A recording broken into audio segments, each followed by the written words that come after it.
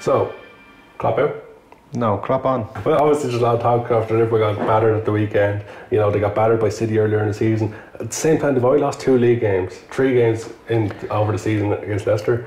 But, you know, I think at the weekend their problems really came to a peak, and it's make or break for Klopp at the minute. I think with Liverpool, you have a team who is, and this is going to sound ridiculous, but in 6 months' time, you're all going to look back on this and say, yeah, Dave had a point. Liverpool are a team on the verge of something pretty special. I think they have some of the best attacking players in the league, and when they're on form, there's no attacking team better than them. Yeah. And that's including Man City. But the problem is you've got an amateur defence. Yeah. And look, it's easy to say, oh, their defence is bad. Look at Sunday against Spurs. Dejan Lovren was awful. People are saying, oh, look, he's been made a scapegoat. He's not been made a scapegoat. He was fucking terrible. Yeah. For the second goal of the game, 10 minutes in, he jumps for a ball in the halfway line. Yeah, gets beaten by Harry Kane. He didn't even mistime it. He was in the wrong time zone. I think most people's grannies could have scored that, or had that ball away and not scored it. That would be weird if he scored it. But the problem with he jumps for a ball. He gets nowhere near it. Yeah. He's not under pressure. It's not like Harry Kane is struggling. Harry Kane is running away from him. Yeah. Because Harry Kane can read where the ball's going, and Lovren can't.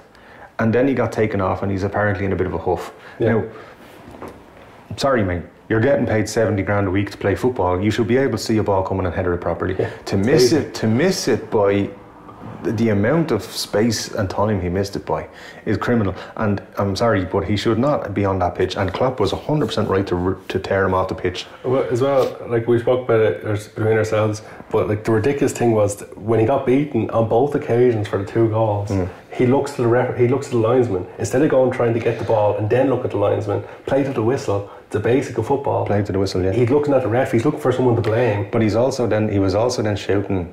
Or accusing his teammates, like, why didn't you stop that sort of thing? Yeah. Like, and because, well, I'll tell you why I didn't stop it, because you made a bollocks of it, and you put us in an impossible position. I've seen some things during the week now, say articles saying like in defence of Lovren and stuff. I think if you look back to the Newcastle game when the 2 defenders got split down the middle, a very stupid mistake. Hoslu runs in. Hoslu's not fast. Yeah. Both players should have been running back to get him. Matip tried his hardest to get back, and he got a touch on the ball, got unlucky, deflected past the keeper. But Lovren watched while Matip got back. Instead of getting back to the line.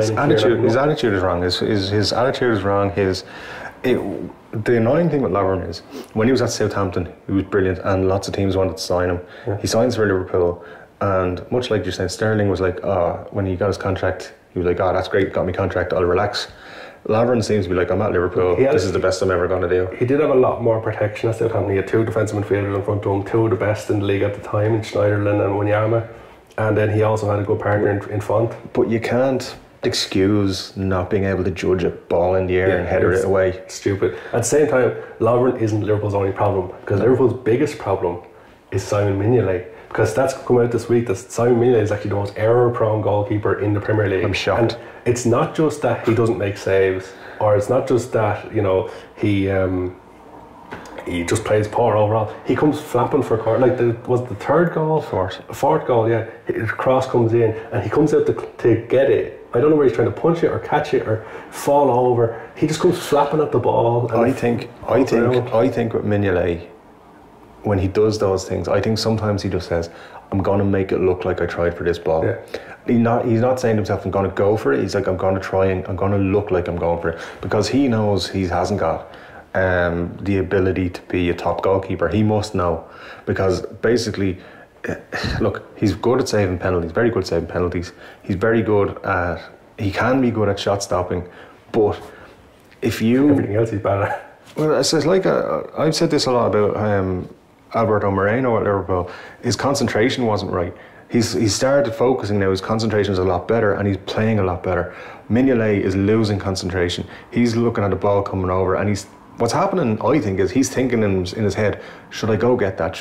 Will I get it? I don't know. I don't know if I'll be able to get it. And then it's too late. And then he makes the effort and he's missed it. And the other team score. And he's getting shit from everybody, fans, teammates, the press. And he's gone, if I'd only just gone for it instead of thinking about it too long. I think he's got a number of problems. Concentration, I'd say, is one. His communication with his defenders isn't there, because for the third goal, all he needs to do is tell Matt to leave the ball, as Henri pointed out on Sky Sports. He just needs to leave the ball and they would have gone out of play. And then his command of area is very bad as well. He doesn't come and claim the ball. His punching of the ball is terrible. I don't know how he keeps doing the same thing over and over again, and he gets away with it. But as well, he's also very, very slow from going from a standing position down to the ground.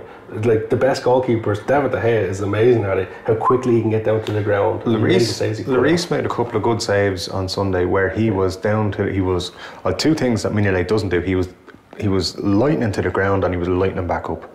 He was very quick up and down. And then down the other end, you just had Flappy McFlapperson, basically, is what he should change his name to, because that when a goalkeeper going for a punch, I don't like goalkeepers punching. I've said that to you a lot of times. I think a goalkeeper should catch the ball. Don't claim the because ball. When I was a young lad, Bruce Grobbelaar, any ball that was crossed into the box, Bruce Grobbelaar caught the ball. Packy Bonner caught the ball, and then punching came in. Not Jason punching, just goalkeepers punching the ball came in, and I don't like it, because parts of anything, I think it makes you vulnerable to counter it, like it falling to the wrong person and being buried in the net. There is rumours now that Klopp's lost patience with Mignolet and Lovren, and they're both out basically now. Good. Karius is going to play for Liverpool at the weekend. Danny Ward might get a chance as well. Joe Gomez is going to move back to centre back, and Trent Alexander-Arnold is going to play right back. That's the rumours at the minute. Like, it might be completely different on Saturday or Sunday whenever Liverpool play.